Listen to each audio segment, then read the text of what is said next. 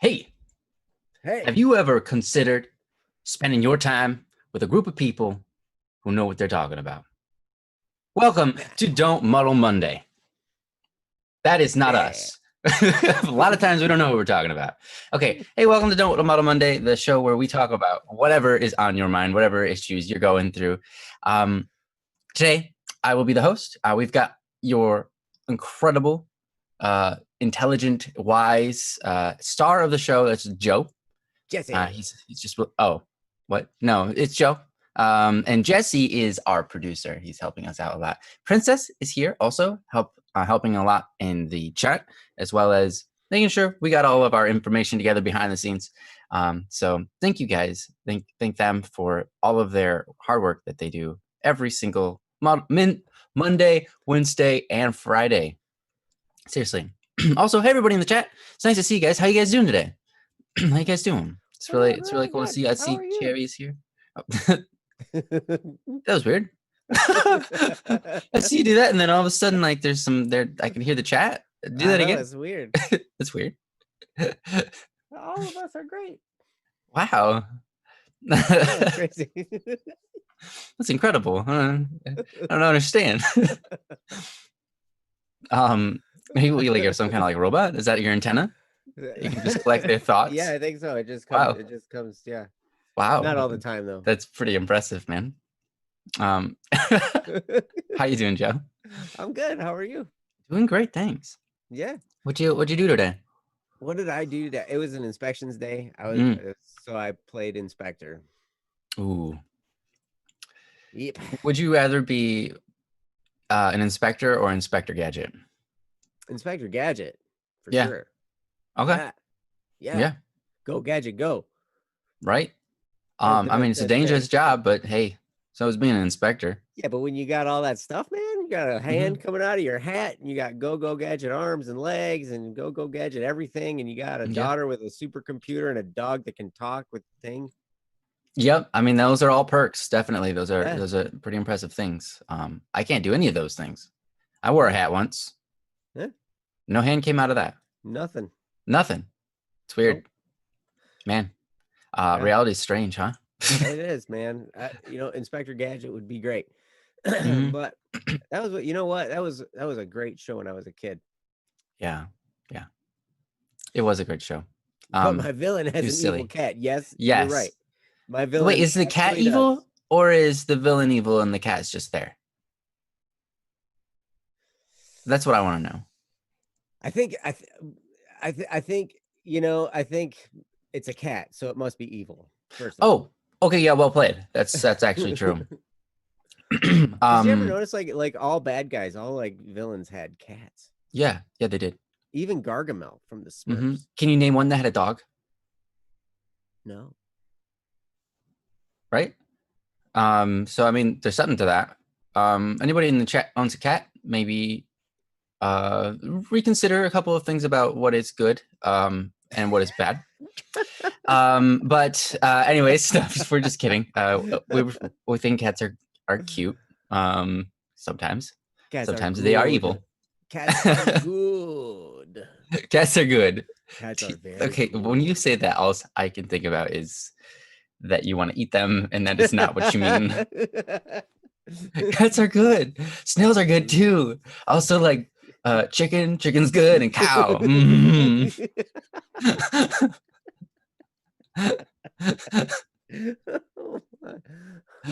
Dog over spiders? What? Dude, I ain't never seen no dog that cleans a house. Spiders clean your house. Did you know that? Yeah. Sure, they might put a few cobwebs from here and there, but they also walk around and clean up the dust. They literally eat dust. It's like something spiders do. They eat dust. And they also eat the insects that you also don't want. Yeah. So do cats and dogs, so I guess they do eat insects. Mosquitoes. Yeah, they do. Mosquitoes are like the spawn of Satan. Yeah. I mean, that's the only insect where I'm pretty sure that they have a usefulness. What is it? They have usefulness. They are food for other. They are food for spiders. Yeah, right. And we need spiders. That's the only reason mosquitoes exist. Yeah. So, anyways, yeah. Okay. So, why are people deathly afraid of spiders? Right? I don't know. They are When you creepy. have mosquitoes have bitten you way more. And every time you wake up and you're like, oh man, I got a spider bite, and you're still alive and you're just freaking out, but it's okay. Why are people afraid? I don't get it. I don't get it. But you know what? You know what's Arachnophobia weird? is not a logical thing. It's This the thing that's weird about spiders is like they can be crawling on you and you barely feel it. It feels like almost nothing, right? yeah, because they're And you crawling just on your feel hairs. this tiny Incredible. little nothingness all around you, and you're just like, "What the heck is that?" And then all of a sudden, whoa! Yeah, it freaks And you they're out. so they're surprising, Hmm. right? And then also, like, I mean, I'm an inspector, so I go in houses, and now it's summertime, so the spiders are out, right? And so Hmm. every vacant house that I go in that has a basement, you go down in the basement, and then you get cobwebs all over yourself, and Yep, then you come back out, and then you're like itching the whole rest of the day because you got cobwebs like somewhere, and then every once that's in a true. while a spider crawls up on your face, and you know, But the thing is, like, at least you feel the spider, right? When a mosquito lands on you, you don't feel anything, and then you mm-mm. notice it later. You're like, man, And it then it just, oh, I itches. got bit by a mosquito. Uh-huh. I might have malaria. Yeah. You know, I mean, spiders over mosquitoes. That's all I'm saying. You know, you got to start somewhere with people, right? Just start from there and be like, spiders over mosquitoes, right, guys? Yep. And they're like, yeah, yeah. And then you're like, okay, cool. Spiders are pretty cool, right? And they're like, Yeah. I don't know about that. And then you just kind of slowly teach them about spiders, and you're like, spiders over cats, right, guys? And they're like, yeah, spiders over cats. And then And they're then like, wait. eventually you can get to the part where you're just like, spiders over people, right, guys? Spiders over people. And they're like, yeah, spiders over people, human beings. Yeah. That's what my aim is. I That's don't. really wow. Yeah, no, no. It's quite a name you have there. Hmm. All right. So basically, from what you can gather, we are not professional psychologists or zoologists or zoologists. I guess that's what pronounced. Or Yeah, because that's plants. What do you call the animalologist? That's not a thing. animalologist. A Clearly, zoologist. no. Zoologist is plants, right? No, that's a botanist. Oh, botanist. So zoologist is animals, botanist is plants. Yeah, yeah, Yes. you're right. Yes. Okay, we're not You know, professional a many zoo things. has animals. They're not professional English speakers. At least I'm not. Joe might be. Joe actually is good with words. I'm not. You're the So one who wrote Criminal Idol. Not me. yeah, but Amrit's the one that wrote It's Not Like I Like You. Yeah, and she's critical That fed, is dude. actually I wrote part of that, to be honest. I wrote a good chunk of it, but still, that one was my most successful song, and it was the one I didn't write the lyrics for. So I mean, it's saying something. um, Royal, don't be scaring me. So anyways, this is Don't Model Monday, the show where we talk about whatever issues are on your mind. So right now we're actually quite low on the amount of topics we have. So we might be referring to the chat for you guys. Might be needing you guys to chime in and helping us out. If there's anything on your mind, anything you want to talk about, anything going on in your life, anything you could maybe get some help from, you know, a lot of times we're here to basically encourage you because you guys can figure out your problems most of the time. But sometimes it's really good just to have another perspective or, you know, talk about it or that sort of thing. So that's what we're here to do. So what do you say we jump into it, eh? Yeah, let's do. Cool. So we've got, I'm going to go through the list of names. If you're here, scream in the chat. This is Sumner Kagan, Sean Doe, Man Left Behind, Eric Bodine, Caffrey, Mark Anthony, and Vol, aka Cherry. And I know we have Cherry with us. Nice. Nice. Perfect scream. Perfect scream. That's exactly what I was hoping for. That's a bunch of airplanes also. Yes. No scream. No screaming. Ooh.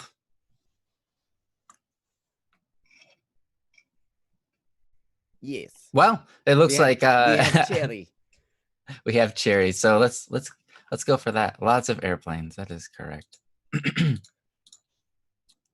Oh. Did it not? Okay, there we go. Cool, there we are. Got All right. So welcome. This It's one is Cool gonna Muddle be Monday. Cherry's. Thank you for stopping by, Cherry. We love you, man. This on the forums. Well, they posted their topic, and you can click on what Princess just laid down in the chat as a link to help. If you'd like, you can read along. So thank you, Princess. And Princess is also going to be reading it for us. So the title of this one is Meaning. Take it away. Sometimes I like to take an outside look at my life, observing the chaos that surrounds it. I've recently been thinking about happy endings and when I'll get mine. Some people find where they belong, while others remain searching. Some find it, some never will. I need to pursue something that can allow me to be honest, like this. I need a place that I can retreat to, a place where I can stop thinking and worrying about the chaos, a place where I can process life. I only had music and science in mind, but last night I had quite the dream. Do dreams have meaning? I don't know, but I think it's possible. My dreams often lead me where I need to go, after all. In some cases, they've even told me the future. They've acted as my map throughout my whole life, telling me things I didn't want to face, but things I needed to know. With all the political tensions going on recently in my family and online, it's no wonder that my dream would surely point me in a direction that solves those issues. In the dream, I had arrived in Japan as a surprise for my mom. It felt so real, and it was beautiful. So much so that I was overwhelmed. It made me emotional, but in a good way. Recently, I've been having difficulties with inspiration when it comes to both music and science. I'd forgotten all about the option of living in Japan. I think this dream could be telling me that I should pursue that option. I got an immediate feeling that that's what it was about. Trying to pursue music or science only puts me in a position where I'm unable to feel. I sacrifice all of my emotions and my life story for the sake of stories I create in my head, and it's draining. It's like an addiction unless I take that energy and focus it somewhere else. In this case, it would be focusing on living in Japan and focusing on me. However, I am hesitant to leave behind my stories and music for what I know it wants me to do.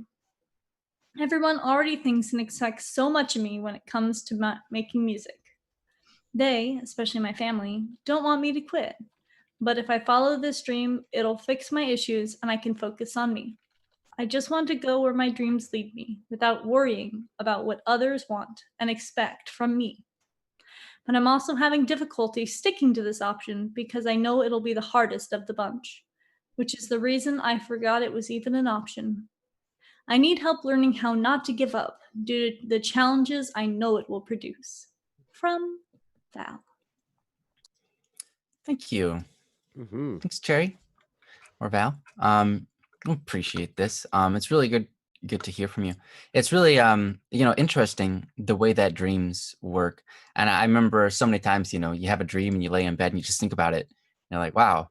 And like you said, sometimes you kind of get caught up in worlds that don't exist and you put so much energy into them. And then finally you're just like, yeah, but it's not real. So what am I doing wasting my time? We definitely have all experienced that, right? That's really, really a really interesting conundrum that we have, because we have to spend time dreaming, but then also not get so caught up in them that we don't do anything. We have to have time where we make sure we focus on what we're trying to do with our lives, so that our minds can remain focused on that, but then also put ourselves into action where we're not just in the thinking stage. It can be a difficult thing to balance sometimes, right? But yeah, there's a couple of things in this topic that we could talk about. I'm excited to talk about them. So I'm gonna give Joe the first go, because that rhymes, and I felt that was only appropriate for the situation. That's beautiful. You're beautiful. All right, go for it, Joe. I'm beautiful. That's right. You're pretty. Well, thank you so much for the topic, Cherry. And I see your update here about the dream that predicted my future. It was about me and my girlfriend, and we had a little argument, and we ended up breaking up. And the next day, the exact conversation that happened in the dream happened in real life. I've also experienced, not right the next day, but I have experienced things that I've dreamt about, and it's weird. Like, Mhm. yeah, it's almost like what happened. And sometimes I get moments in my life where I'm like, I feel like I've been here before, like, and I remember that I dreamed it like years and years ago. Like it's almost like I get this little premonition of something. It's not usually anything important. It's usually like I'm standing in line at the bank, which doesn't happen now because of COVID-19. But like, or I'm doing some kind of menial task, and all of a sudden I get this flashback, like, whoa, you know, and it's weird, but I totally get where you're coming from. One of the things I wanted to zero in on here that I really related to in this post, because like Ryan was saying, there is an awful lot in here, and stuff to pick from. So I really appreciate that. Um, so in your last paragraph here where it says, I just want to go where my dreams lead me without worrying about what others want and expect from me.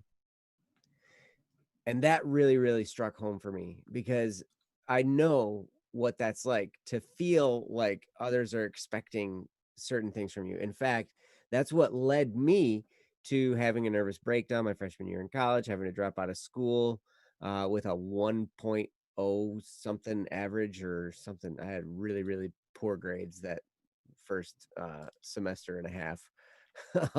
But yeah, I ended up having a nervous breakdown, and it was mainly because what I was doing was I wasn't following what I wanted to do. I wasn't pursuing what I wanted to do. I was pursuing what I thought people around me wanted me to pursue. Now, when it all came out, they didn't have that expectation of me. That's just what I thought they expected, right? They wanted me to be happy for sure, and they thought this was the route to happy. They were just trying to encourage me in whatever way they could, right?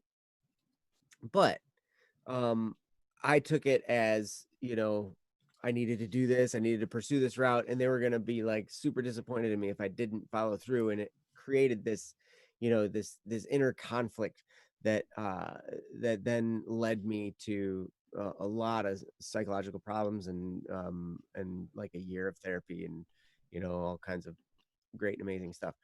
But at any rate, uh I wanted to let you know that whatever it is you decide to do, you can make it happen. If you decided that it was music, you could do it. If you decided it was science, you could do it. If you decided it was moving to Japan, you absolutely could do it. Any one of these things is possible and within your grasp. It's just going to take figuring out the steps along the way to make it a reality. And it's sometimes it's going to feel hard.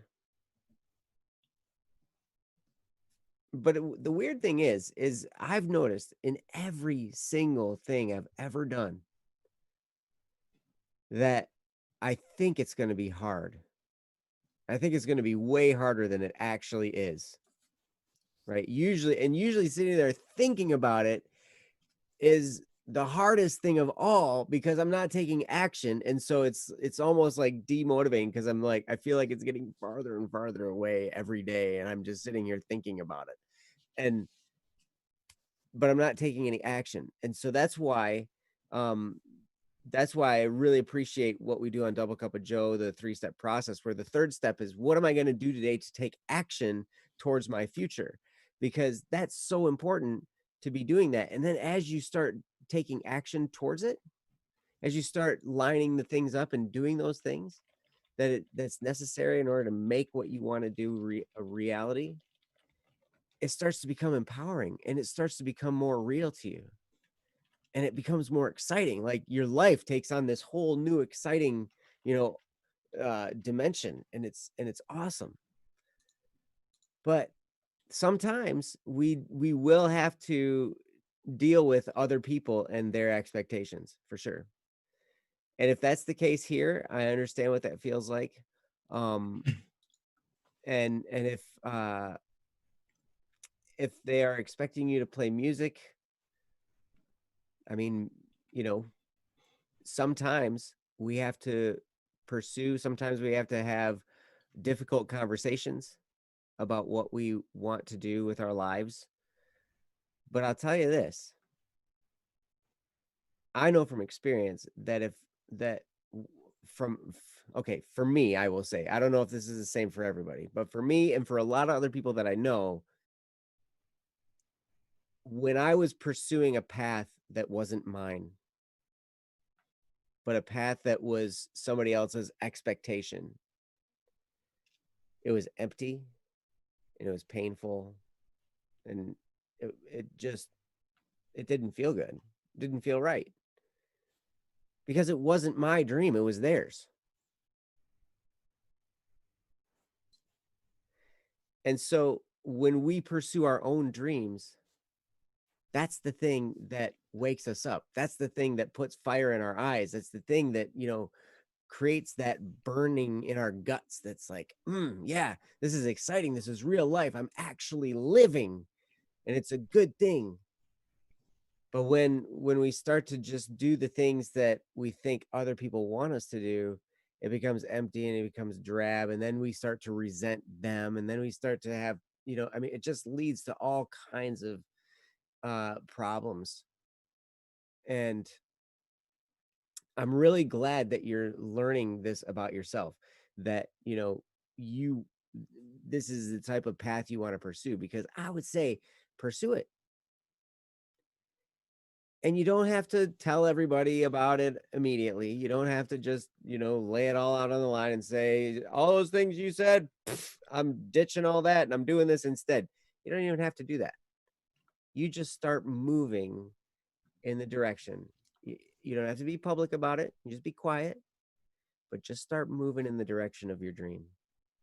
Start lining those things up. Start figuring out, what's it going to take? And then also take time to look at pictures, to read and inform yourself about Japan. Take time to familiarize yourself more and more with what it is, because that's your future, should you decide to pursue it. And so it'd be good to learn about it. It'd be good to experience it. It'd be good to figure out the details and what it's going to be like. And then also taking the steps to get there. And you can, like I said before, you can do that quietly. You don't have to make some grand statement and tell people that, everything they expect from you is wrong. I mean, that's the way I would have done it. I would have been like overly dramatic and, all kinds of stuff, right? Like, boom, I'm not doing that anymore. I'm going to do this. And you don't have to do that. You can just start moving in the direction of your dreams.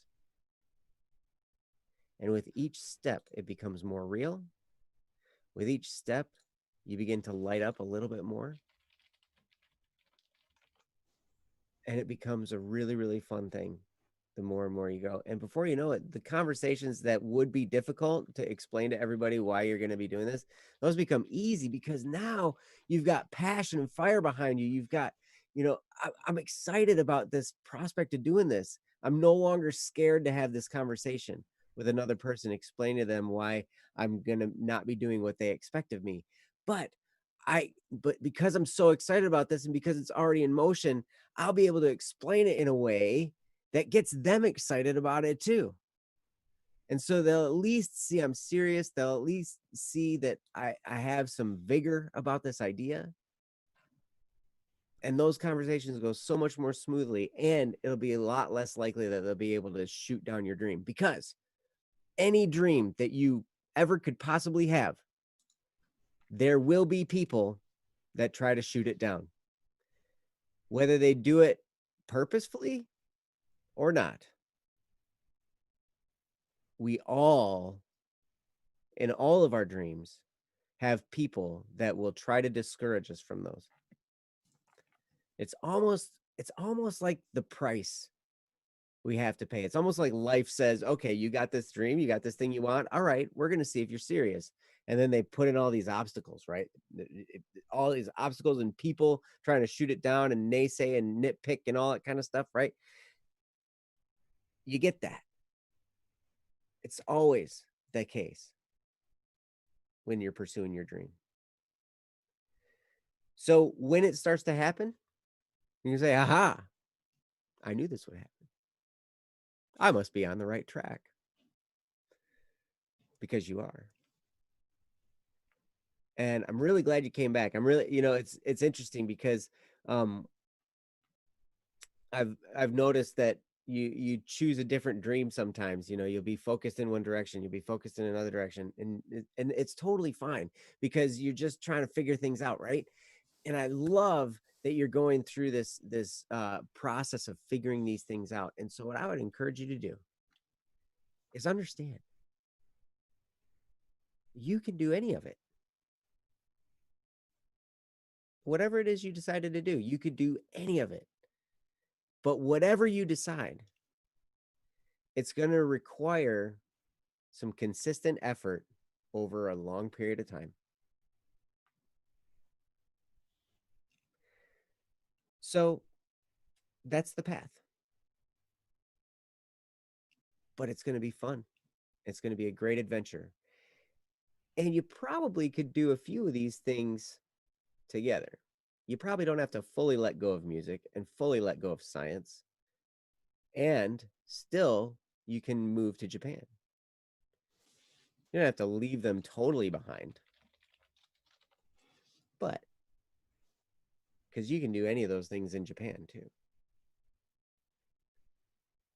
But at any rate, I'm super impressed with you. I'm going to turn it over to Ryan because I can tell he's got he's got the wheels spinning in his brain, man. Look at that.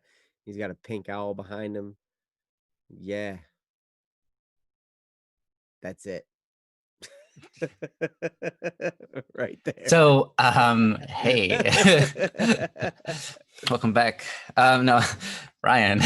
Okay, no, I wanted to say, just as Joe was saying at the end, Joe had a lot of great points in there, and one of the things he said is it's going to take a long time, and that's good, right? It's a path you pursue, and that path is a journey in itself, and that's part of the whole thing, right? That's part of why you do it, for the journey, right? For the experience. Going to Japan, why are you going to Japan? Not because that's necessarily the happy ending. It's because that's part of the journey, and that's part of the journey that you really are excited for, right? But also in happy endings, it is a happy ending because that was the part of the goal that you achieve, right? Then you're like, this is what I want to do. I want to get there. And then when you get there, you have your ending of that journey of getting there. But then, just like they say, every ending is a new beginning, right? And that is so true in so many cases. So the thing I wanted to say that Joe was kind of just touched on the end is you don't have to just pick one. Sometimes you go along one path and then you go, okay, I'm getting a little bored of this. I'll go on this path for a while. All right, I'm getting bored of this again. Let's go back to the other path. And what you end up doing is ultimately together you develop both or several talents, at the same time. People who are musicians, right? They don't spend every waking hour going, okay, I'm going to do music now. Of course, they spend part of their time maybe cooking, they spend part of their time in relationships, on phone calls. They spend part of their time, doing all sorts of different stuff. A lot of musicians are only musicians part-time. They have day jobs. So they, are developing talent there. And that also helps them to take breaks from the music so that they can, when they go to it, they can be excited and fueled up. They don't burn out so easily, right? So there's all of these aspects, right? So my point is, if you feel like you're wavering back and forth all the time, that's because that's kind of just what we do as human beings. That's normal. And to do what Joe said and really pick one and stick to it and say, this is what I'm going to do. I'm never going to give up on this. And even though I'm not going to be pursuing this every moment of the day or every single day, this is my ultimate goal. And I can continue to work towards that, every day or every week, or maybe just once a month, however it is, but that will be my thing. I will get there. And on the side, of course, I'm working on this thing too, because I also enjoy this, right? So having that passion for multiple things is a really good thing. And that's what will drive you even better. Because if you have a passion for only one thing, and then that one thing you get burnt out on, and you don't have any other passions to turn to, a lot of times you just kind of like, you're like, you just feel like not necessarily depressed, but you feel like there's like, what am I doing with my life? Geez, I'm supposed to be doing this thing and I can't do it right now because it's just like, I'm just not really for it. And then you just end up like wasting hours laying in your bed doing nothing. Right. Um, and that's difficult. So it's good to have more than one passion. Right. So I think it's a good and healthy thing, that you feel like you're always constantly changing between these different things. I think that's pretty normal. And as long as you're committed and you never lose that, as long as you persevere and you never lose that, right? It's like a marriage, right? When you enter into marriage and you say, unto death, do we part? I will always be true to you, and etc. Like, that's how you have to be with your dream. You have to be committed and never give up on it, right? Whatever your dream is, because it's not going to happen immediately. It's going to take years sometimes. Sometimes it doesn't. Sometimes it takes like 4 weeks or something, But most of the time, if it's a big dream, it's going to take years. But it's something that you say, I will do this, and I'm never going to stop. Period. Right? Not like I'm just never going to stop. Period. That's just how it's going to be. That's what my life is going to be partially about. Mhm. It's also going to be about these other things. If you're going to have that attitude, then you are sure to succeed, because then you're going to be doing the things and looking for the right opportunities to continue down that path, right? But on a different note, or a similar note, I really like how you started this out. You said, sometimes I like to take an outside look at my life. By the way, observing the chaos that surrounds it. I have to give you props for that. I think that's so awesome. I think that we all need to take more time, every once in a while, just to stop, take an outside look at our own lives, and kind of look at it and examine it and go, okay, how is it going? What do I need to do? Because it gives us a better look. A lot of times, if we don't do that, we're just caught up in every moment that comes without any direction, without any ability to decide what those moments will become, because our outside view is not there. Our ultimate view is not there. So it's a really healthy thing to be looking at your life from an outside perspective. You continued on. You said, I've recently been thinking about happy endings and when I'll get mine. I remember thinking about this. So there was a anime I watched. I talked about this on the stream like years ago, I feel like. But there was an anime I watched, which was called Mirai Nikki, and I would not recommend it. It was a pretty awful anime, but it was one of those psychological animes where it really gets you thinking. And it was one of those situations where I was looking at it, I'm like, there is no happy ending here, because of the rules that they set up in the universe that they were playing out, right? And all of the things that transpired, and how the world was basically destroyed and ruined and could never, like, there was no hope. And in the final minute of the last episode, like, everything changed, because something happened where all of a sudden this despair became hope again, where suddenly it was like a good happy ending. And I was like, wow, that's crazy, because this show was absolutely not worth it. Watching the entire way through, it was just all bad stuff, to no resolve. And it was just a bad show. And then at the very last minute, because they had a happy ending, I was like, wow, that actually might have made everything worth it. Why? Because it wasn't just like, okay, their universe is okay now. The reason it made it worth it was because it made me think, right? It made me think hard about different things in my reality, in my life, and in other people's lives.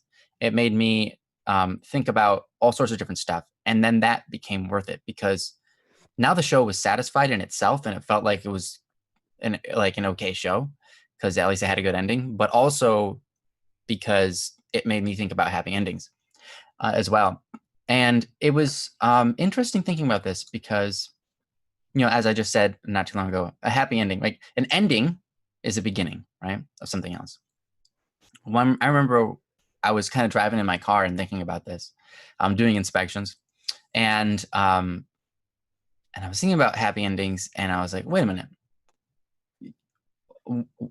why don't I ask God what his happy ending would be, right? He created a world. He did all this crazy stuff, right? I was like, so why don't I just ask him, God, what is your happy ending? And I got an immediate response. That response was you. And I was like, wait, what? And I was like, well, of course, that doesn't reply just to me, but it replies to all humans, right? But specifically each one individually.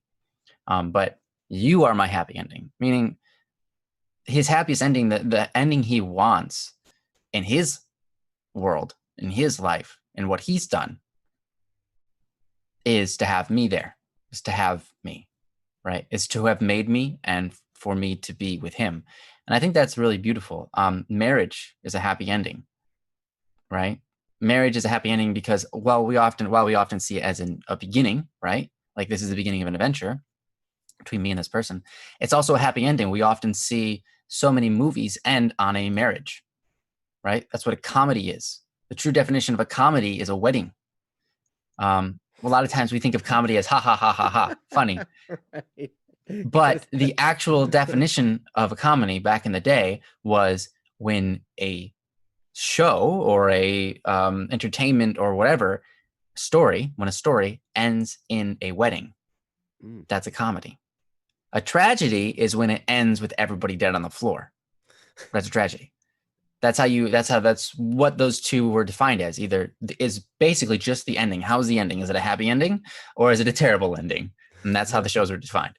That's how stories were defined, comedy or tragedy. And so it's really interesting because we see marriage in our lives a lot of times as a new beginning for an adventure between two people or more as they create their families and so on. But also it's a happy ending, the fact that you are no longer going your life in a singular one person direction. Now it's two people, right? It's the ending because it's all of your work that you've put in up until that moment. And then that moment finally happens. That's your dream, right? You're like, finally, we're married. We did it, right? So it's a happy ending. So that's true for your situation in Japan, right? Getting to Japan is a happy ending because you're finalizing that dream. But it's also the beginning where it's a story from there that is new, a story from there that required all the work just to get to the beginning of that story, right? And I think that's true for God and his response to me. All of the work he's put into me to help me be with him, and that was his happy ending, was just me. And I was like, that's amazing, right? And that applies to each and every one of us. So, yeah, true student of Shakespeare. Yeah, precisely. But so I think that it's a very beautiful thing to ask about happy endings because it helps us to strive towards a goal, knowing that that goal, while it might be a happy ending, is also a new beginning. Because it's basically putting us into the situation where we can start anew or start something further. Getting a job is a happy ending, even though it's actually a beginning, right? Of course. But to get that job, you might have to go through college, or it might have been easier than that. You might have just had to walk in and go like, hey, I want a job here. And then you have to go through some paperwork and everything like that. And then you get a job. Either way, you have to work towards it. And the ending is the job. So I think that's a really interesting topic and one that's worth, digging into. So I just kind of wanted to put my thoughts on there out there. But yeah, that's kind of like basically all I have to say on this. I don't think I have too much. Joe covered a lot, which was really awesome.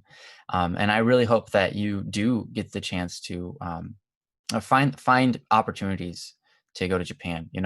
You will get there as long as you stay committed to that. Learn the language. That's number one, I think. But also, even if you don't learn the language, if you just get over there, you can learn it while you're there. And that's a beautiful thing. So It's not like you have to take a specific process. You can take many processes to getting there, which is cool. But yeah, I think you can do multiple of these things, and it's no strange thing that you go back and forth between different dreams or different happy endings, because there are going to be multiple happy endings in your life. Yes. And in the end of your life, hopefully there will be a happy ending there, which will be the beginning of a new adventure, which will have and include an infinite amount of happy endings and new beginnings. So it's a really fascinating thing. So I'm glad that you were thinking about that, and I got a chance to talk about it as well, and revisit it myself. Anyways, yeah, that's pretty much all I had. Do you have anything you want to add to this or finalize with, Joe? Yeah, sure. Cherry, I see on here. I still have a little love for music and science, but probably won't be able to really pursue either, because when I tried doing a combination of science, music, and Japan, my stories would consume me, and I wouldn't be able to think about anything else. Mm-hmm. I completely understand, and it's okay Yep. to set things aside. So I just wanted to let you know that, like when we talk about, hey, you don't have to let go of everything. That's okay. Like you can. You don't We just want to make sure you understood that you don't have to.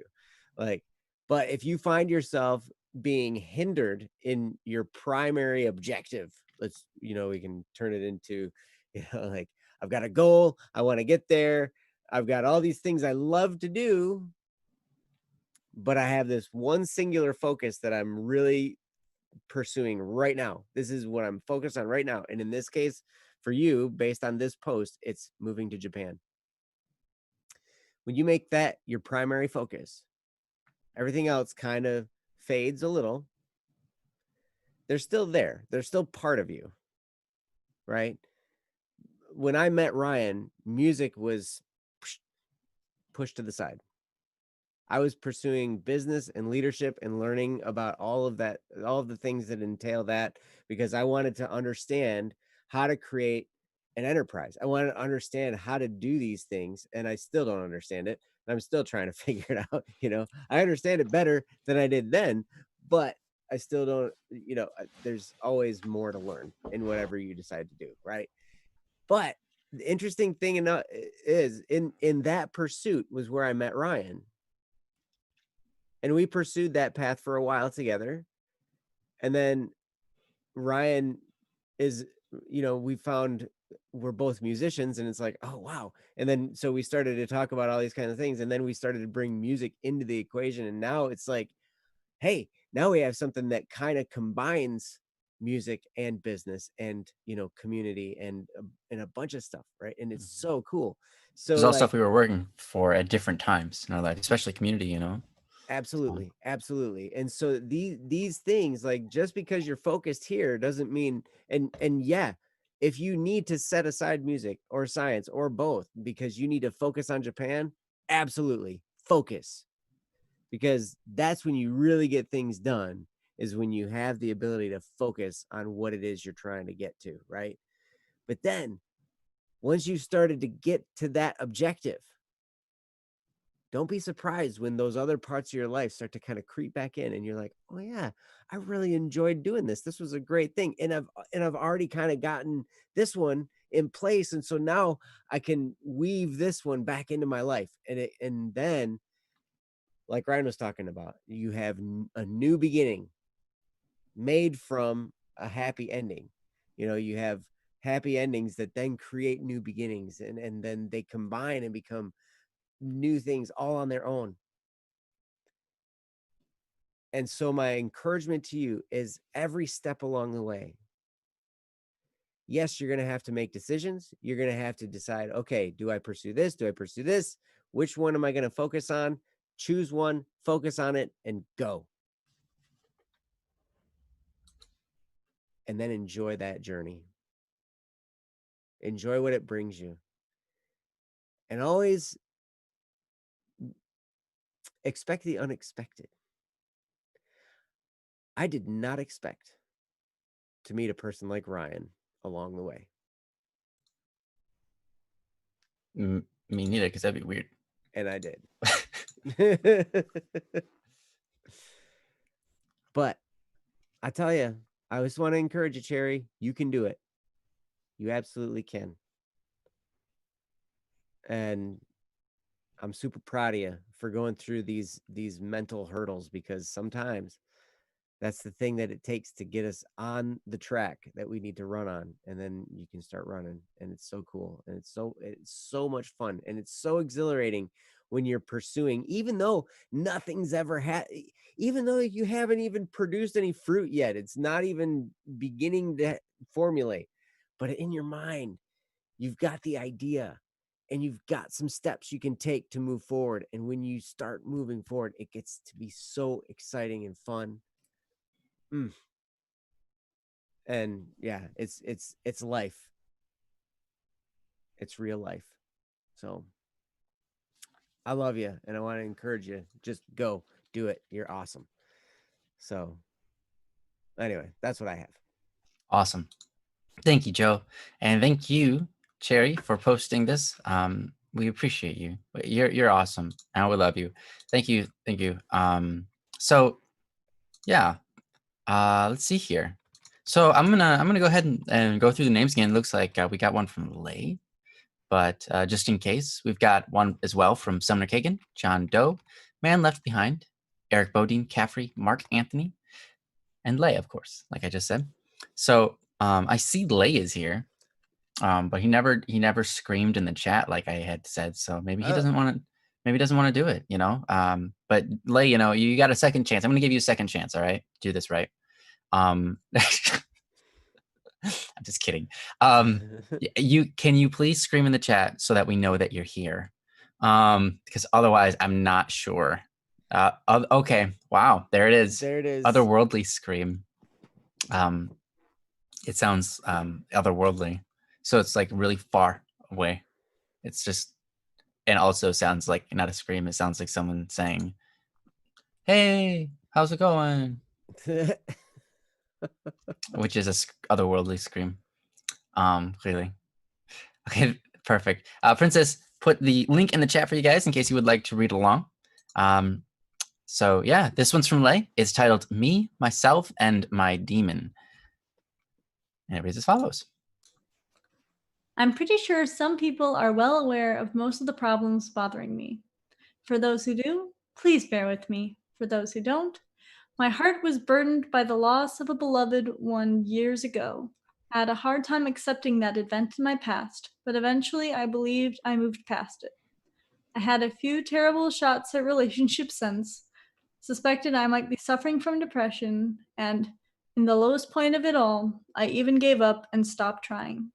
To those who know what I'm talking about, I'm once more terribly sorry for all the terrible things I said back then. Currently adding to the burden is quarantine. The current hate speech coming from the Polish government, me dropping out of university, my parents not willing to accept me failing university, and here's the piece de resistance, my mom being diagnosed with lymphoma, cancer. Well, most of the current events accumulating in the worst conversation I've had since years. In reactions to me saying I'm considering giving up on university and coming back later this year, my mom shouted just one sentence. I won't live to see any of my children finish university. And it felt like nothing but emotional blackmail. So I tried fighting to stay in uni and failed. Time after time after time again, to the point where I started lying that I'm doing good, just so I can stop hearing that I'm not trying, just so I can stop feeling like I'm not good enough. But that's the problem. The guy inside me knows it's just lies. The guy inside me knows that I can't. No, that I couldn't have done it. He knows how many people I've hurt.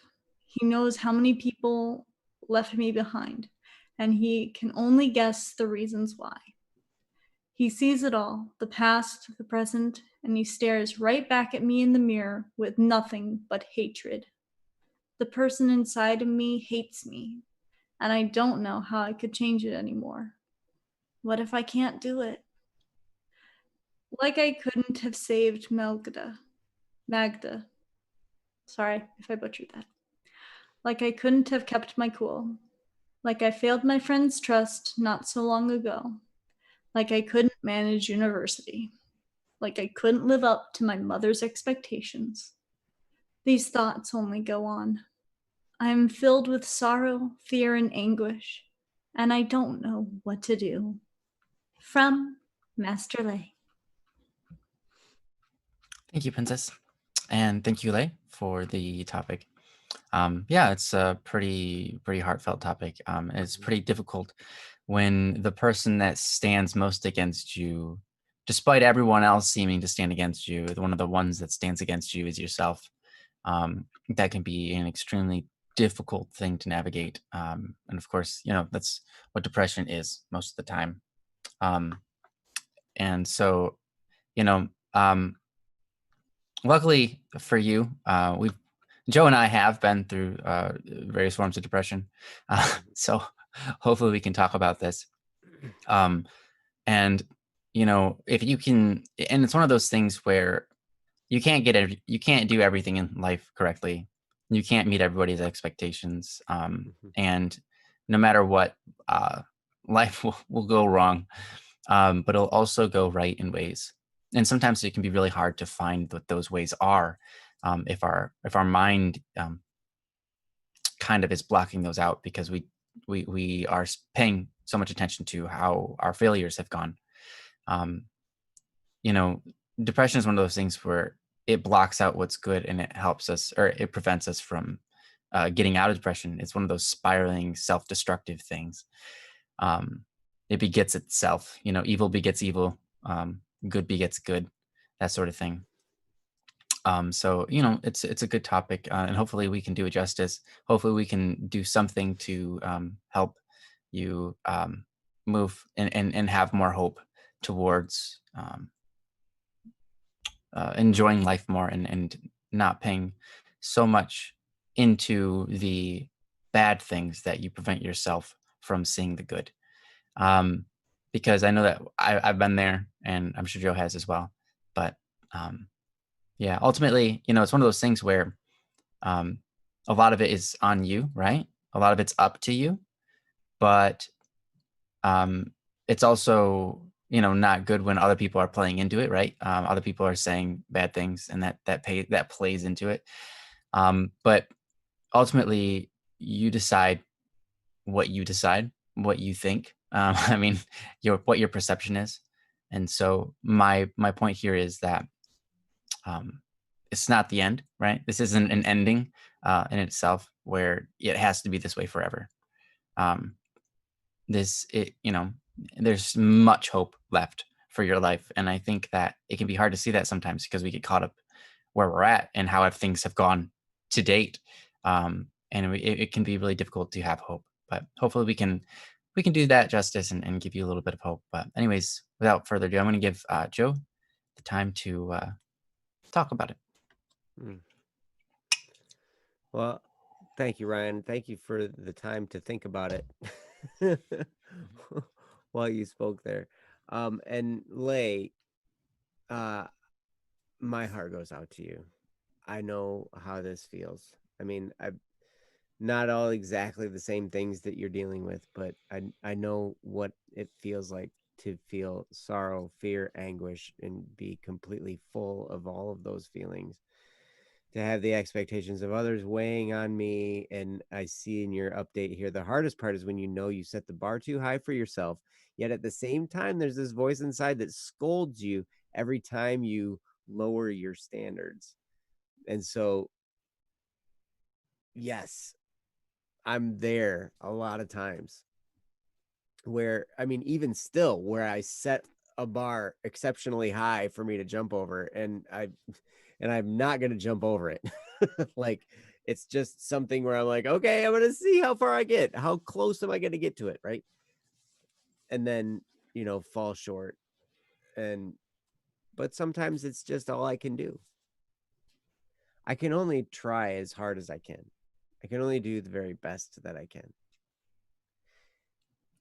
And there have been so many times in my life that I've tried the best I could, and it's not been enough. many times. And I know what it's like to drop out of university. I've been there. I've, there was a whole lot there involved in that situation. But that, part of that was having a nervous breakdown, like I was talking about before, and dealing with all that. But an interesting thing, yeah, I mean, the whole thing with your mom having cancer, rest assured that your whole family will be in our prayers. Because this is definitely a tough situation. I mean, you take everything that's going on, and then you throw that in, and it just adds a whole new dimension to it. And it's, I can only imagine how hard that must be for everybody. And so one of the things is, whatever gets said during this time period, it might not necessarily be fully meant by whoever says it. Sometimes we say things, we just lash out because of the stress of a situation and because of the gravity of what we're dealing with. And just we say things and we do things, and it's not necessarily, all that well thought out. It's just kind of, we blurt things out or whatever. And that might be the case with this thing that your mom said in the one sentence. I won't live to see any of my children finish university. It felt like nothing but emotional blackmail. I can totally understand why that would feel like emotional blackmail,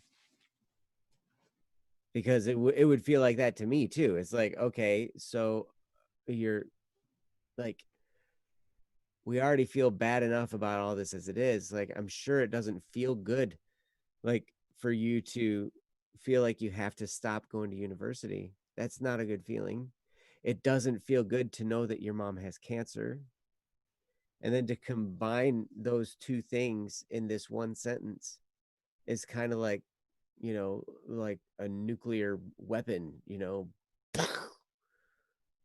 to hit even harder. And wow, I'm so sorry that you had to go through that. But at the same time, one of the things to understand is, you know, it sounds to me like this was a reactionary statement based on the stress of everything that's just going on right now. And we all are guilty of that from time to time.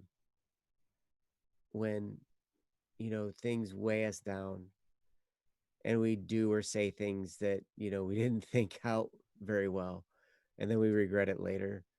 And, that could be the case here. Maybe not. I don't know.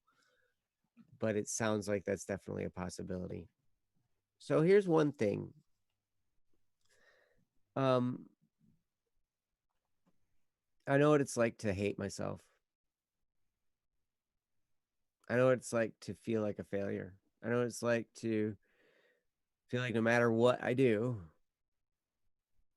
I come up short.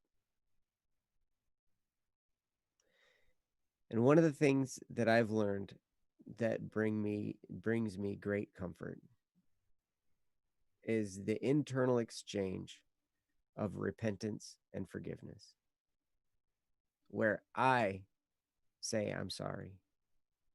I didn't measure up. I didn't do it. I didn't make it. I'm sorry. I'm sorry. I did the best I could, and it wasn't enough. I'm really sorry. And this is a conversation I'm having with myself, right? So, because that's who I'm answering to, and I'll just say, I'm sorry. And then on the other end of that, I'll say, I forgive you, to myself. And in that exchange, to actually go through that exercise has been so peace bringing. It has brought a lot of peace to my heart in these moments, because I still experience this all the time, where I feel like a constant failure. but I know I've got things I need to do. I know I've got things I'm trying to do. There's all kinds of stuff I want to have done. And I usually, some things I do, I have these great moments where I make it and I hit those goals and accomplish things, but man, most of the times I fall short. And so I apologize to myself. Like truly, truly repent, truly apologize, truly say I'm sorry. And then I forgive myself. And in those moments, a peace washes over that I can't really describe. But it's enough to get me back on level ground again so that I can try the next thing, so that I can regroup. Maybe it's just stepping back to regroup and figure out, all right, a new direction I need to go in order to make something happen. But we are all good at beating ourselves up. And in situations like this, when you have all of these things coming down on you, it doesn't surprise me one bit that you're in this mentality. This is a tough spot to be in.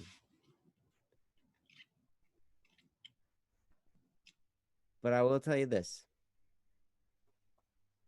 No matter what you accomplish, no matter what you are able to try and fail, or maybe try and succeed, no matter what, any of that, it doesn't change who you are, and it doesn't change the fact that you're valuable. It doesn't change that. These are all just parts of your experience. Who you are is completely separate.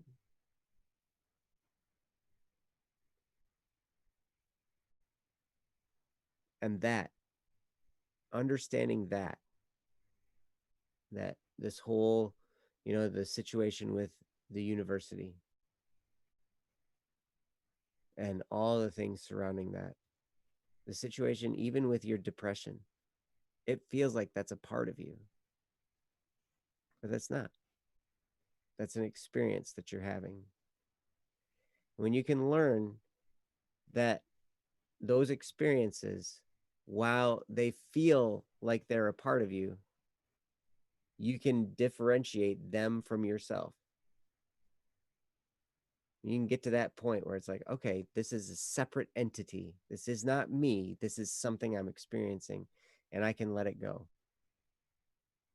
You can start to have these conversations with yourself and start to be real with yourself. I experienced this the other day where I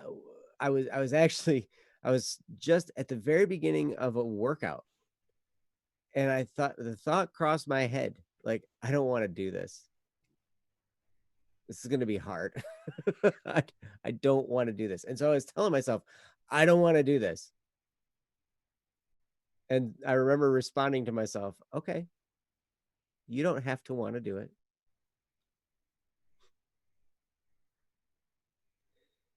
But I did it anyway. And after I acknowledged it, after I said, I don't want to do this, and I allowed myself to express that I don't want to do this, just to myself, it made doing it that much easier, just because I was simply allowed to express my feelings about it. Does that make sense at all? I know it's a weird thing, but a lot of times I say, I don't want to do this, and then I resist it. Well, you got to, this is what you're blah, blah, blah. And anytime we bring in that resistance, that's what causes us the stress. That's what causes us all this emotional anguish, is when we resist the reality. But the reality in that particular situation was, I didn't want to do that workout, but I knew it was the right thing to do. And so I was going to do it anyway. But I allowed myself to express that I didn't want to. And then the resistance all went away. because no longer was I fighting myself. I was allowing myself to say what I needed to say. And then I was also allowing myself to say, all right, that's fine. You don't have to want to, but remember, logically speaking, this is where you want to be. This is where your goals are. You know, this is what you got to do in order to get there. And then I was able to just logic myself back into it without the resistance anymore. So I see you've got some updates in here, and I've talked for a while, so I'm going to turn it over to Ryan and see what he has to say. Yeah, the last note you're just talking about is so true. I remember recently, I found it so much better to just be like when I notice like I don't really want to do that, you know, and then my response is essentially, but of course I'm going to do it anyways, and then I just do it, right? And that is so much better than arguing with myself or trying to come up with excuses in both things or weighing it or whatever. If I start to do that, it just becomes long and drawn out, and the chances of me doing it are harder and longer and far, you know, it's or sorry, the chances of me doing are smaller, you know, and then when I do it, I'm stressed out, right? But just like Joe said, if you can just like allow yourself to say like, I don't want to do that, but I'm going to do it anyways. It really helps a lot, because it allows your emotion to get itself out of the way. And then also what I found is once you start doing it, that emotion can kind of fade. You know, whether it does or doesn't, it's fine. But a lot of times what I find is like, you know, your mind has expressed itself and now it becomes a little bit more open to um, finding happiness in whatever you're doing, finding enjoyment out of whatever. So you kind of put your emotion out there and then you accept that emotion and then you allow that to change because now you've expressed it and so it's out of you kind of thing. Or at least it's more willing to reciprocate a different emotion that you're trying to get from yourself. As weird as that is. Because that's like self-management, self-micromanagement at an emotional level. You know, we have a relationship with ourselves, which is really important to keep, right? And this is one of the things you talked about in here is the relationship you have with yourself. You're constantly nagging on yourself and that sort of thing. So allowing yourself to express your sorrow with yourself is okay, right? But I think as long as you intend to do it for what is good. So what I mean is this. It's okay to point out a problem in life as long as you are also willing to go, okay, that's a bad thing. What's a good thing? How can I help move that forward, right? If you point out a problem with anything, right, in life, and then you just leave it at that, like, then it just becomes gossip, right? Then it just becomes you're picking on it and you're not doing anything good. You're bullying, right? It's like when you go up to somebody and go, like, you go and go up to someone and be like, wow, dude, your breath stinks. I don't even want to be around you. And then you leave it at that. And you just like, that's good. That's not going to be a good relationship with that person. Right. If you go up and you're like, hey, you want a gum? You want some gum? And they'll be like, sure. You know, it's going to be completely different because they think that you're offering them something out of kindness, which you are, but you're also offering a solution to their problem, which you don't even have to say. A lot of times people go like, oh, does my breath stink? And you might be like, yeah, a little bit. And you'd be like, okay, yeah, give me some gum. Honestly, like seriously, I've had that conversation. People are like, you want some gum? And I'll be like, oh, does my breath stink? And they'll be like, no. Or they'll be like, yeah, it kind of does. And I'll be like, okay, yeah, I could use some gum then. That'd be cool. So, or you want a breath mint or whatever, right? You want a mint? That reminds me of a guy who said he was about to meet a girl. He was about to go on a date and he was with his buddy and he was like, hey man, do you want some gum? He's like, nah. He's like, yeah, you do.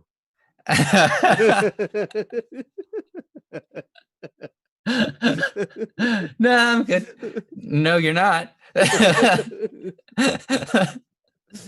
You want some gum? Say yes. That's hilarious. That's brilliant. But yeah, I mean, and you have to be that way towards yourself, right? If you are acknowledging problems with yourself, good, because ignorant is the person who doesn't, right? And they're not going to improve. You can't improve something you're not aware of. Your mind is aware of a lot of the problems that you have, and that's a good thing. Right? You want some gum? That's a statement. That's a statement, not a question, by the way. That's great.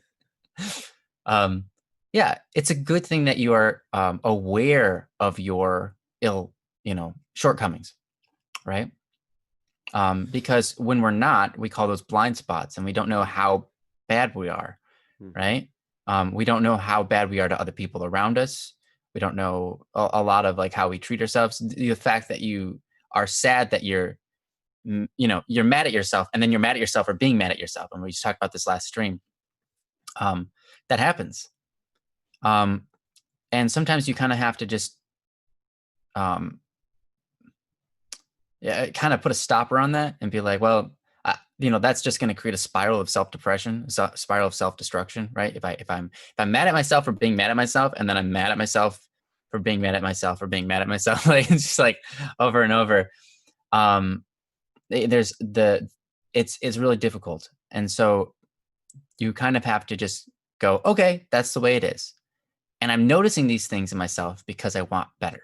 So, what's better?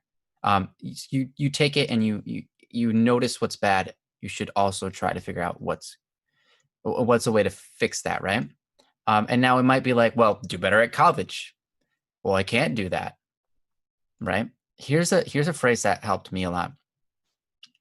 If you hate something, then you can either change what you hate or you change what you hate. So you can either change the reality of the situation by implementing new things, or change the way you think about it so that you don't hate it, right? A lot of times when we enter into these things where it's like, okay, all I have to do is do better at college, and I don't seem to be able to capable of that. Well, then the problem isn't the college. The problem isn't our inability. The problem is the way we perceive ourselves, right? The way we perceive the situation. It's okay to be like, I'm just not really good at that. I'm not good enough at that. It's okay to be like that. A lot of times on the show, we could talk about like, you're good enough, you just have to try, right? And that's true. But it's also okay to say you're not good enough, because that might be the reality. And that's okay, because that's not what life is about. Life isn't about doing everything. Life isn't about doing everything perfectly or anything perfectly. Life is about lots of stuff, right? And depending on your religion, that can change. But it's not about doing everything, because you can't. Sometimes we live a life and we're really only good at one thing.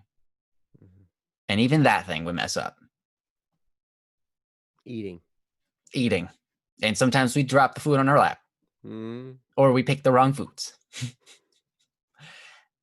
It's okay to be not good enough. And I think that that's an important thing we all have to come to realize is, look, I wasn't built as a human being. God created me, and he created me not good enough for this. That doesn't mean he messed up. That means that's not what I was meant to be good at. Therefore, it's very natural for me not to be good enough. That's how it's supposed to be. And therefore, it is good that it's that way. If we can wrap our mind around that, we say, I'm not, if that's the case, if you truly feel like, hey, I've tried university so many times, my mind is just not set up for that type of thing. Like, I could be good at any kind of job that you throw at me, but if it's university, the way that the system is set up, I am basically just made to fail that. My brain does not work well with that environment, and that is okay, because that's telling me that you are not made to be successful at that. If that's how you truly feel, right? There are many things in life where we are good at things and we are not good at others. So what we can do with ourselves is say, okay, I'm weak here, so God will be my strength. I'm weak here. I'm not good enough here because I wasn't meant to be. God will be my strength. Life will be okay, even without me being good at this. This is what I'm good at over here. I'm good at these things. So I'm going to use these gifts to the best I can. Well, I might not be perfect at them, and there might be people that I think are better. It doesn't matter because I can still do these things over here, and I'm good at them. So let me do these things. He said, one thing I have to teach my mind is that failure isn't the only thing happening in my life, or at least learn to focus on positivity of any kind at all. Yeah, for sure, for sure. Excuse me, that's exactly true, Lay. And I think that you can do that, or I know that you can do that. Right? It's a matter of perception. Said I'm good at overacting, also giving unwarranted warmth and affection. Knock knock. Here are the hugs you ordered, Ryan. Aw, thanks, buddy. I appreciate you. Here's some hug. There you go. I love you, man. So yeah. It's sometimes our gifts, sometimes our failures, we think that they are purely bad, but we can't see the whole picture, you know? And we have to recognize our failures are good in many cases, and they bring us, they make us stronger, right, in the future as well. And that's always something that we can see, um, you know. But there was something else I want to talk about, and that was, man, what was it?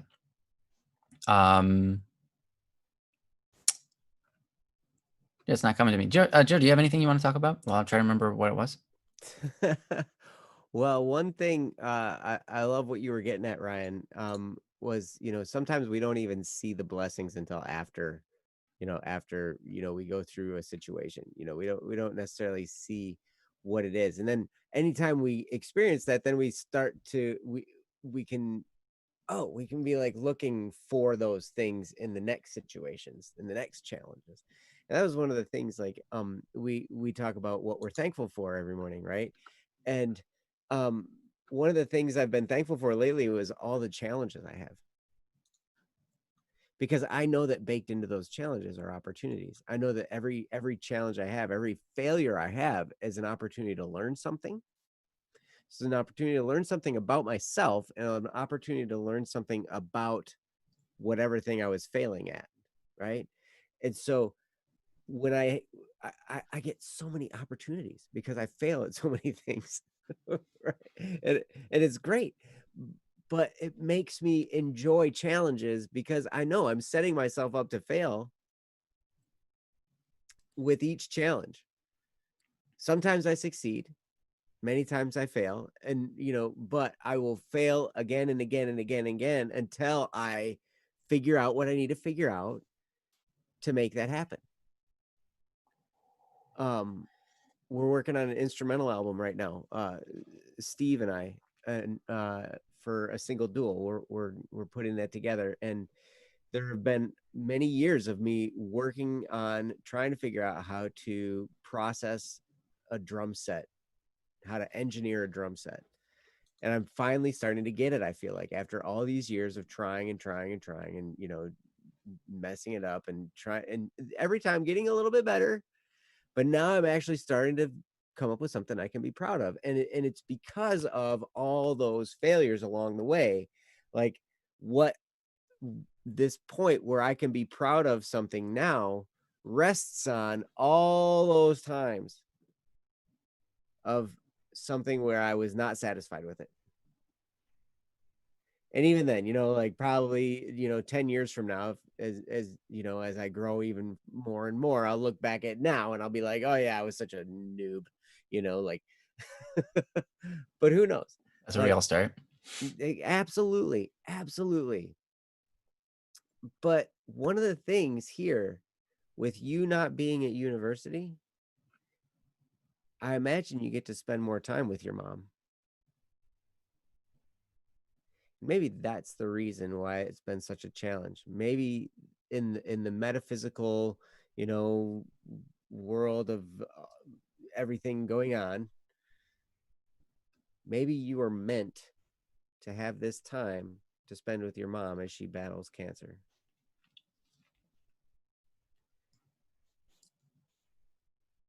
Maybe it doesn't seem obvious right now.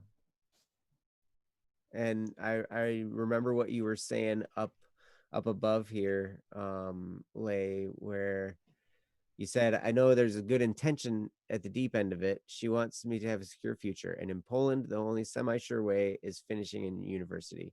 And I That know was the she thing I was loves going me to and talk about. she loves me and cares deeply for me. I just know the past few nights, the words she said haven't left me. You know, we get so caught up in what we want for ourselves and for the people we love that we forget that, you know, right now, this situation is perfect for what we need to be doing.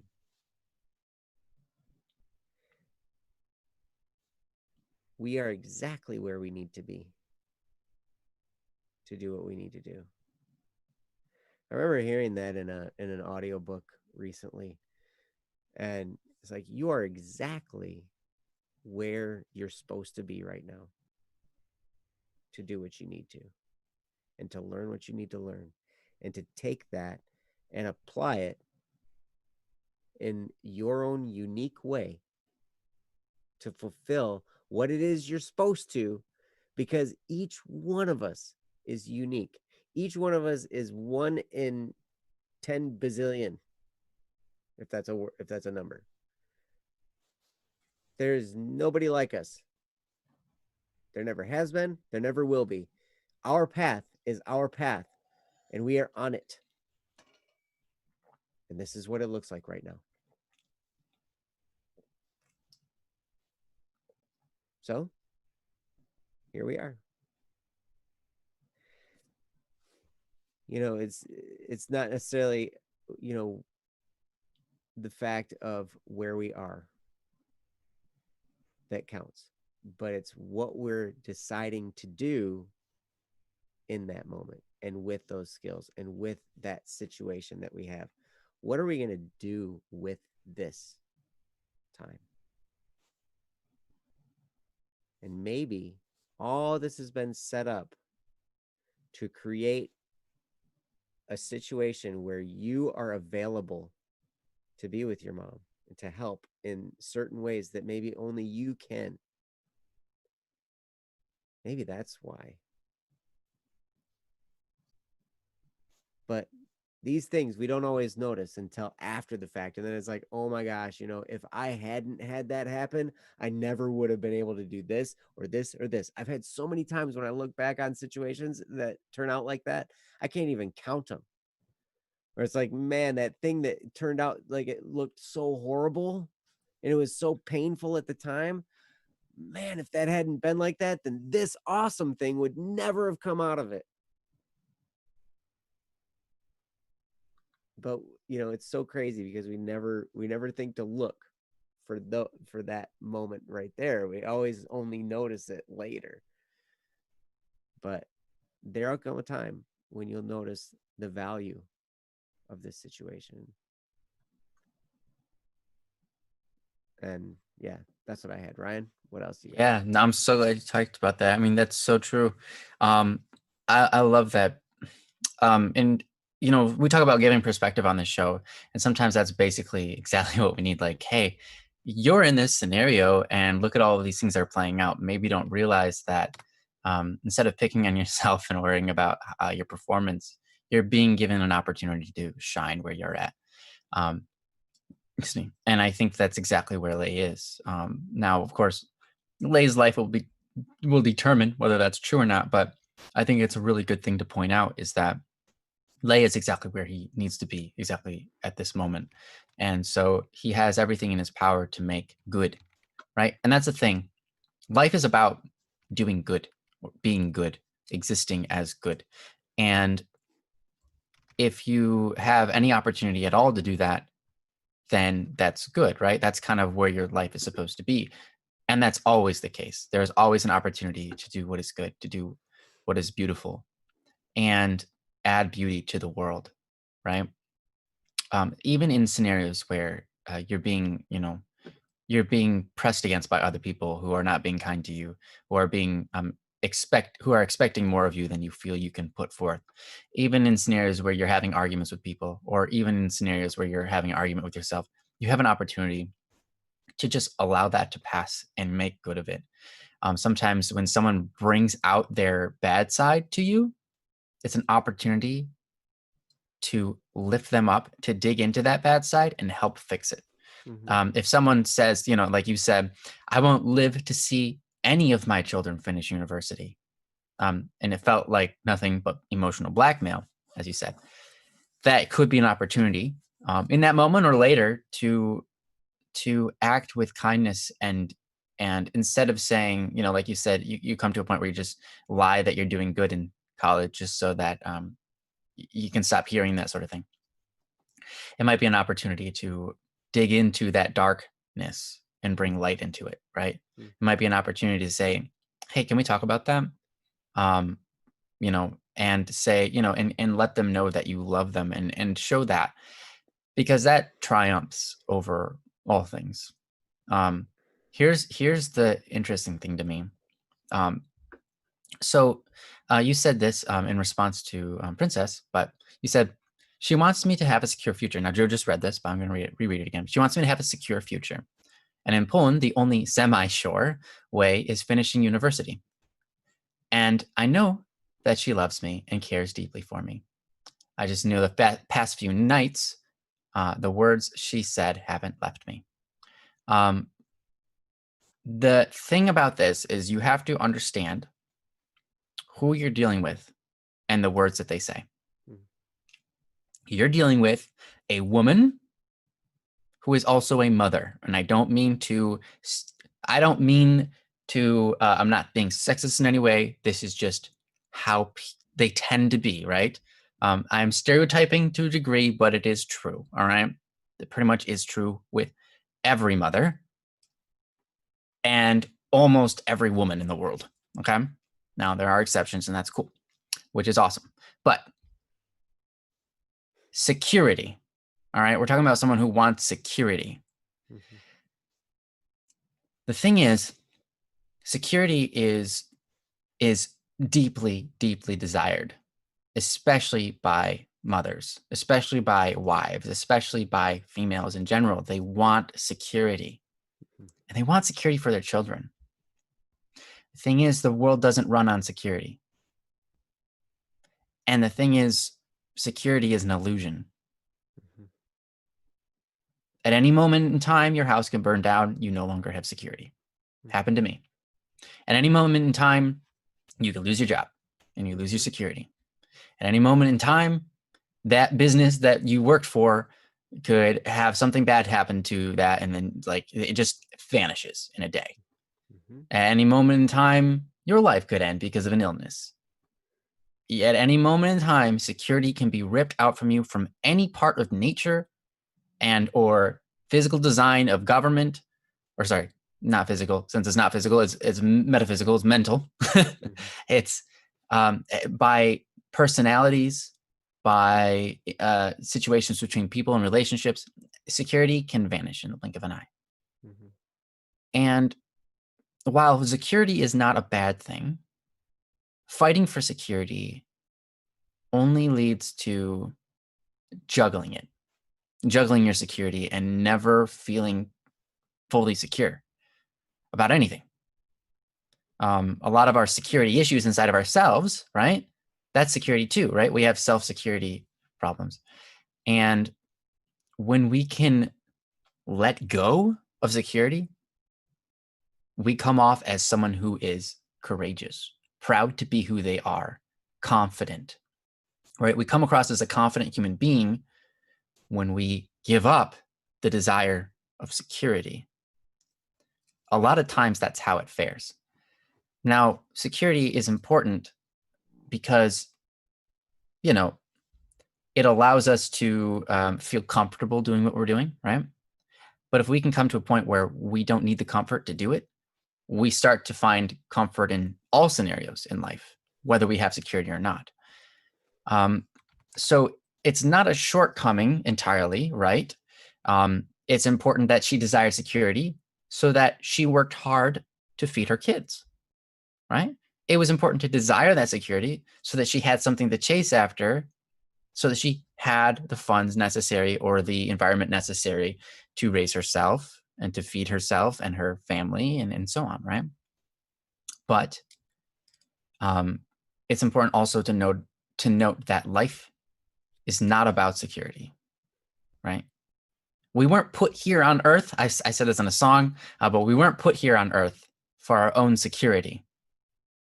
We weren't. I mean, that's evident in the world we live in. That's evident in the reality that exists. The earth isn't a secure or safe place.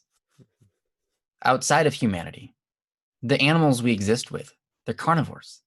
The nature that we survive in, snowstorms, tornadoes, tsunamis, all sorts of different stuff. Heat, coldness, right? Drought, famine, flood, poisonous plants, right? But I'm not saying be scared, be terrified. I'm just saying we weren't put here on earth to chase security. We weren't put here on earth for security. We weren't put here on earth to accomplish comfort. Right? We want and so, we all want it. We all want it. That is so true. We all want it. We all like being comfortable. But we find in ourselves the moments which we are most proud of are not the moments of comfort. They're the moments of difficulty, right? And getting through them. Those are the moments that build us up and make us stronger, make us more comfortable, technically, in the scenarios where, in difficult scenarios, we find it easier to deal with. But still, the point is true. So ultimately what I'm saying here is, if she's speaking about this, right, you have to understand she is your mother. She is, and you know this, she is a woman, she's a mother, she desires security for you because she wants you to be secure. But there's a difference between security and happiness. There's a difference between flourishing and comfort. And so when she says this, you have to just, in order to let it go, you have to understand she doesn't understand. You have to understand that she doesn't understand. I remember going through a situation like that with my mom, and my mom wanted me and my brother to go through college and finish, and neither of us did. And I think she would still want us to do that if given the option to be like, yeah, take up college, you guys should do that, right? Because she highly believes in that system. But that system is a system which can fail, a system which can fail us. Even if we can go through college, it doesn't guarantee us security. And increasingly so. Increasingly, the world increasingly so as society develops more and more. Changing, especially now after post-quarantine, world. Like it's going to be even more changed. Right. So my point is, when people say things like this, you can understand, okay, they have the best intentions. They're saying this because they love me. And that helps you give you clarity of mind in your next step. And that is to forgive them that they don't understand beyond what it is, right? Everyone was trained to believe different things because of different points of society that they've, different generations, all sorts of different stuff. The teachers they had, the parents they had, we all believe all sorts of things, which may or may not be true. We all have our ideas about what's the best way to live, and including us here on the show, right? And so we kind of have to, at points in time, just dismiss what people say, or rather not necessarily entirely dismiss it, but to think about what they say and ask ourselves, can I just dismiss this? Because they are trying to help me, but what they're saying isn't necessarily the way that's going to be best. or the way that's doable for me. They don't know what my life is going to be for the rest of my life, period. They're only giving suggestions. And while this suggestion is very intense and they're being super crabby about it, it is only a suggestion. A lot of times people get really intense, right? Like yelling and shouting and that sort of thing. I'm saying things like, I won't live to see any of my children finish university. Things like that are really, really kind of like hate speech and stuff like that. Really, really intense, right? A lot of times they say that because they feel like they aren't being respected. And so they come to a point where they're like, well, if you don't respect me, I'm going to force you to respect me. And they end up being mean, which is the opposite of what they need to do. A lot of times to find respect, we have to be respectful ourselves. Through respecting the identity, the skills, and the ways that other people want to live their lives, right? As soon as we come to respect that and admire that in other people, we find respect from them.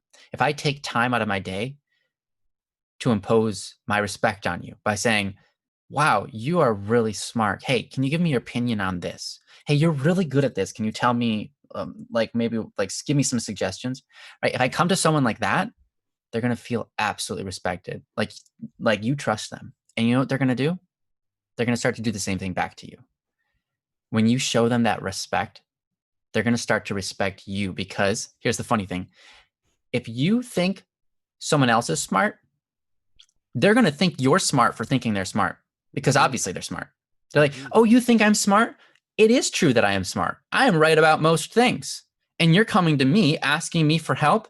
That means you're a smart human being, because you are coming to the person that knows everything for help, right? Not kidding. We are humans and we do that, and we're dumb. Are we not?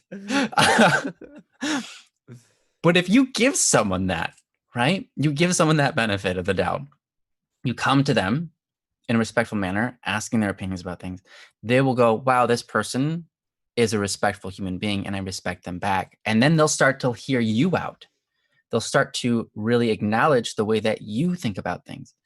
And that's super important, because otherwise you don't have any communication at all. You just have this barrier of respect, and it's hard. It's where a lot of heated arguments come from. A lot of this tension comes from, is just really trying to get the other person to acknowledge us, and they're not acknowledging anything we're saying. And we're just trying to why don't you listen? Why don't you pay attention to me? You know, how come everything I say you don't do? You're just whatever, right? Why don't you listen to me? I just want you to respect me, and you don't do anything I say, or you don't listen, right? They feel that way even if you do, because you haven't given that moment to feel respected. Even if you listen, sometimes people don't feel that way. So you have to really force it. You really have to say it, like, hey, I respect you a lot, especially when it comes to this. Can you give me some advice? That opens up the door to, because, yeah, I mean, there's love and there's respect, and both of them are necessary in a good relationship. But unless you, sometimes with certain people, especially if they don't like themselves to begin with, it can be extremely difficult to help them feel respected by you. And you have to take a moment, just like you have to take moments to show them that you love them. You have to take moments to show them that you respect them, that you acknowledge their intelligence, you acknowledge their actions in life, you acknowledge that sort of thing. So that's some advice that I intend, basically, that hopefully can help navigate your relationship with your mom, and help that out. So anyways, that's what I got. So yeah, did you have anything beyond that you wanted to say, Joe? The only thing is, just lay. I'm proud of you. Yeah, me too. You're awesome. It's not an easy situation, and just the willingness to face it. I'm proud of you for that. The willingness to face yourself in a dark time. That's not Absolutely. an easy thing to do, and I'm proud of you for that. And I know how hard that can be. Mhm. And yep, I love you. Yeah, You're we awesome. love you. So we've got time to do another one, at We least one do. more. Well, it's 1:48. I guess we've got what, 10 minutes? Okay, maybe don't have time to do another one. I read that as I rounded it down to 140 instead of 150. Oh. So instead of rounding it up, so I rounded it down, and I was like 20 minutes, and then I was like, wait a minute, actually 10 minutes is definitely not enough time. I mean, unless you want to do a super short one. Well, Lay's got a question here. The question that pushes me here every single time is, what else is there to do but face it? I don't think that's a question. No, it's true. It's a true it's a, statement.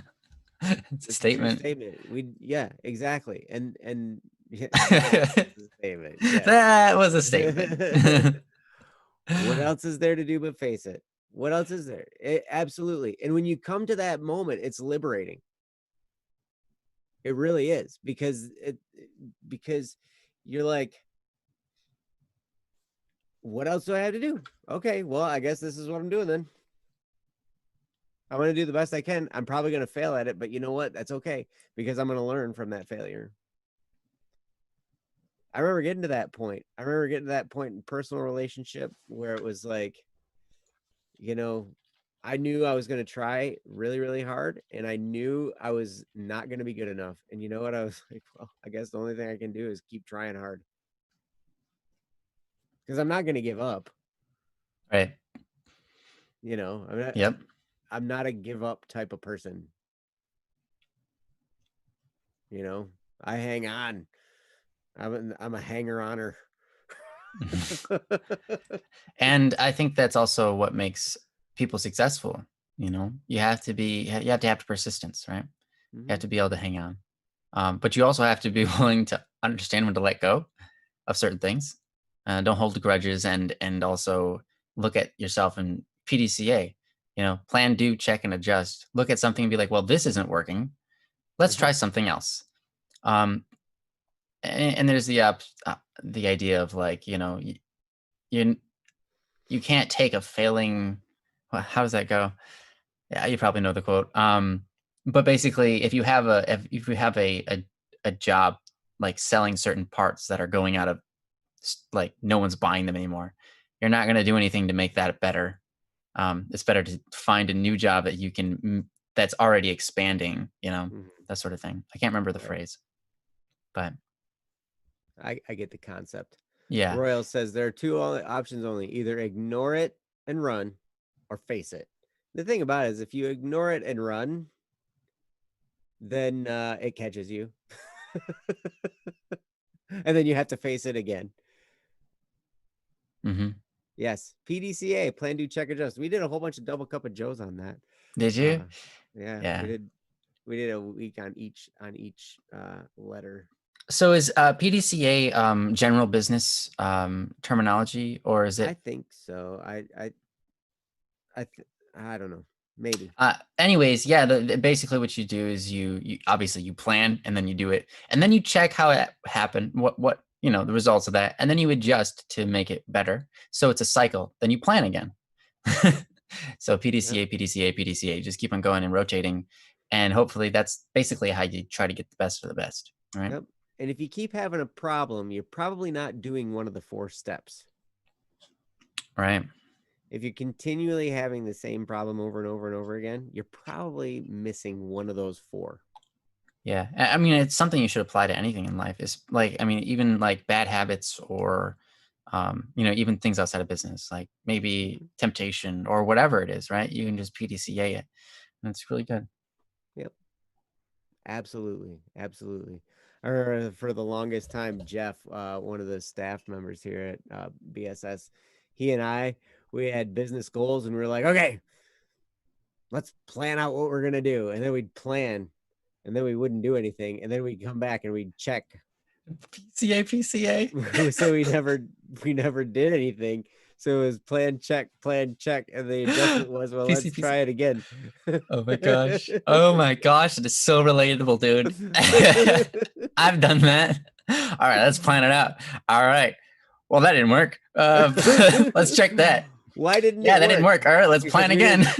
we just didn't do it. Okay. Yeah, well. my problem was not doing anything. Huh. Yeah, no, totally. More so I'm the kind of guy, well, I'm off and on. I think a lot of us are our personalities lean to one of these and not all of them. So like we know people that are just like, just do it. Do it, do it, do it. Mhm. No checking, no adjusting, no planning. Right. Just do. Just do it. You end up in do really quick. You have certain forms of melancholy that are just like check, check, check, check to do nothing else.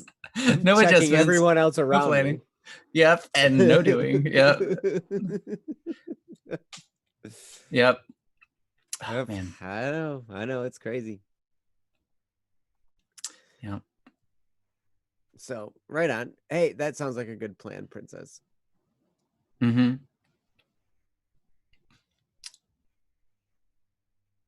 So what do you think, Ryan? Yeah. Thanks for the show, guys. It was awesome. It was awesome to be with you guys, as it always is. It was great to do these topics, and we hope that we help to at least encourage you through the process. Again, a lot of times we know that you guys can figure it out, but sometimes it helps a lot just to take a step back and get some different perspectives on it. I love what Box of Life just said. Losing is a partial win because it has consolation prizes like experience. Nice. Absolutely. Yes. No Box of matter Life, what happens it to said a you, lot of things that are really good. you're gonna gain experience from it. Mm-hmm. You always will. Also, I really like your name, Box of Life. If every once in a while I think about this. It would be cool to get more people on this show. Eventually, we should start doing guests and stuff. That'd be really nice. But at the moment, we're happy with what you got, and it's really great to have you guys in the chat, adding a lot to it. A lot of times, what you guys say helps us to think about what we should be saying and directs the conversation. But also, definitely helps out the people who are in the chat reading. Saigo said a lot of really good things. Sorry, Royal, as they're going by now. So thank you guys so much. We appreciate you guys. Even if you're just lurking and you're not even in the chat, you got us turned on and you're playing a game, or you got us turned on and you're watching a movie, or you're driving your car or whatever. We appreciate you guys so much because you're helping the world, regardless of whether you think you're doing anything or not. If you're just listening in, you're training your mind to start thinking about things positively, which is going to help your life and help others around you. And that's kind of why I write music in general. It's just because people listen to it. They don't interact with it, really. They don't really do anything, but they listen to it. And that helps change our thinking, for at least for that moment, and hopefully for moments forward. So it's really cool that people join the show, and knowing that. I mean, that's literally why you join the show. That's literally why you stay here, because you know that, right? So it's so cool that you guys want something better for the world, and you guys are doing your part, even if you're just in here lurking. Thanks, Saul. You're awesome. But yeah. So, anyways, yeah. Thank you guys for the show. We love you. We appreciate you. Thank you, Princess and Jesse, and thank you, Joe, as well. You're welcome. Yeah. My pleasure. Sweet. I'll do it again on Wednesday. Oh, yeah. By the way, guys, you know this all probably, but we do this show every Monday, Wednesday, and Friday, same time, every time. So right now. And also, well, I guess, and 2 hours ago. And also there's Double Cup of Joe in the morning. I would highly suggest you checking it out because it's a great show. I try to tune in whenever I can, and I always enjoy myself. It's always good to listen to. It's a good way to start your mornings or end your days, I guess, for me a lot of times when I'm ending my day. But anyhow, yeah, check out Double Cup of Joe. It's what is that? 6 a.m. Eastern time. Eastern. Yep. So if you don't know what that is, you can just Google 6 a.m. Eastern time. 7 hours from now, and it will tell you. Joe and I will be on. It'll be 7 hours. You count 7 upwards from where we're at right now. That's when it's happening. So yeah, thanks. Oh, sweet. We got someone here, and Hero or Helmorock. I don't know if I pronounced that right. Helmorock. Anyways, I like it. All right. Peace, guys. We love you. See you guys later. We'll see you next time.